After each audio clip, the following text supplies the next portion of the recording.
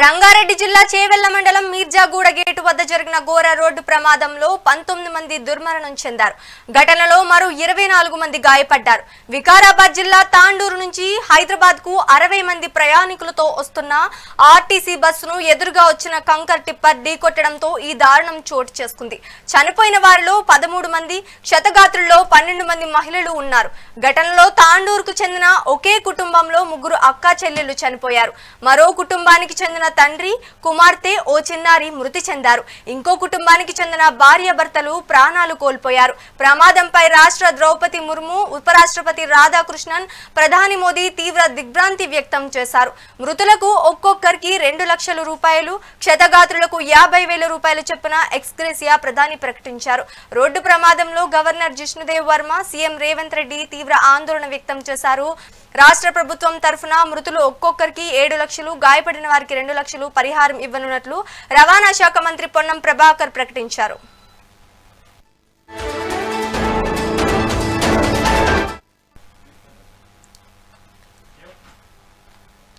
ఇక దీనికి సంబంధించి మరింత సమాచారం మా హారిక అందిస్తారు. హారిక, చెప్పండి, ఇప్పటి వరకు జరిగిన ప్రమాదంలో ప్రభుత్వం ఎటువంటి చర్యలు తీసుకుందని చెప్పుకోవచ్చు?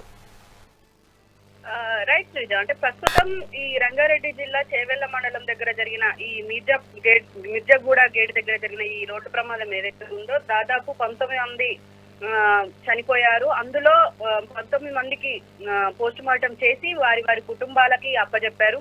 అలాగే ఇంకా అంటే దాదాపు 24 మంది గాయపడ్డట్టు అయితే తెలుస్తుంది. అయితే ఆ 24 మందికి ఇటు చికిత్స అందిస్తున్నారు. ఒక పక్క ఇటు హాస్పిటల్స్ దగ్గర ఉన్న హాస్పిటల్స్ ఏవైతే ఉన్నాయో, పట్నం మహేందర్ రెడ్డి హాస్పిటల్ కావచ్చు, ప్రభుత్వ ఆసుపత్రి కావచ్చు, లలిత హాస్పిటల్ కావచ్చు, ఇట్లా దాదాపు దగ్గరగా ఉన్న హాస్పిటల్స్ లోనే ఈ వీళ్ళకి ట్రీట్మెంట్ అయితే అందిస్తున్నారు. అయితే దాదాపు ఈ చనిపోయిన వాళ్ళలో 13 మంది మహిళలు ఉన్నారు. అందులో 10 నెలల పాప ఉన్నారు అని తెలుస్తుంది.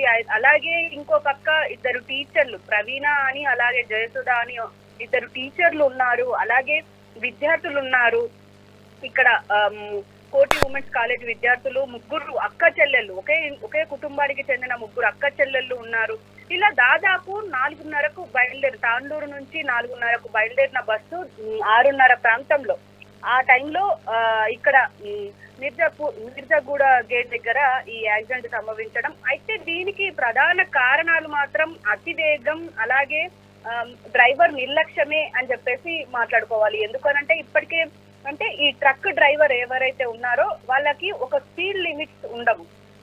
మోస్ట్లీ 80 స్పీడ్ మీద ఉంటే గానీ అలా ఘటన జరిగే అవకాశం లేదు. అలాంటి కట్టుకొట్టబోయి అంటే ఒక పక్క మనం టైర్ల పరిస్థితి చూసినా, ట్రక్ పరిస్థితి చూసినా, ఇటు బస్సు పరిస్థితి చూసినా కట్టుకొట్టబోయి పైన పడ్డట్టు అయితే అక్కడ క్లియర్ గా తెలుస్తుంది. అయితే దీంట్లో ముఖ్యంగా దాదాపు అటు ట్రక్ డ్రైవరు, ఇటు బస్ డ్రైవరు ఇద్దరు చనిపోవడం చాలా బాధాకరమైన విషయమే. పైగా ఈ ట్రక్ డ్రైవర్ ఎవరైతే ఉన్నారో అతను మహారాష్ట్రకు చెందిన వ్యక్తిగా గుర్తించారు పోలీసులు. అలాగే ఆ ట్రక్ యజమాని ఎవరైతే ఉన్నారో లక్ష్మణ్ నాయక్ అని చెప్పేసి అక్కడ ఈ సరఫరా కొనసాగిస్తారు, ట్రక్కుల్ని మెయింటైన్ చేస్తున్నారు అని చెప్పేసి తెలుస్తుంది. అయితే ఇందులో ఇటు రాష్ట్ర ప్రభుత్వం అలాగే కేంద్ర ప్రభుత్వం కూడా దీని మీద స్పందించాయి. అలాగే మంత్రులు, నిన్న నేతలు, అలాగే ఆర్టీఓ అధికారులు, ఇటు కమిషనర్లు, డీజీలు అందరూ వచ్చి మొత్తం విచారించారు. అలాగే పూర్తిగా డీటెయిల్స్ తెలుసుకొని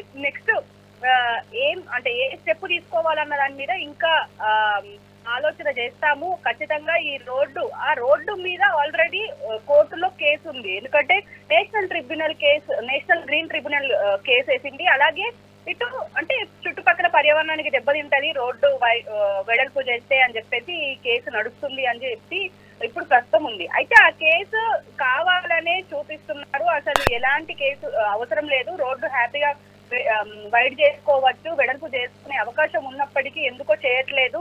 అదే ఇప్పుడు ఇక్కడి నుంచి ఏసీకి వేయడానికి ప్రభుత్వానికి డబ్బులు ఉంటాయి, అలాగే ఎలాంటి కేసులు ఉండవు. కానీ ఇక్కడ ఇలా ఈ రోడ్డు మీద ఎంతో మంది అంటే దాదాపు వీక్లీ 2-3 చనిపోతున్నా కూడా ప్రభుత్వం పట్టించుకోవట్లేదు అని చెప్పేసి అక్కడ స్థానికులు మాత్రం వాపోతున్నారు. Thank you Harika.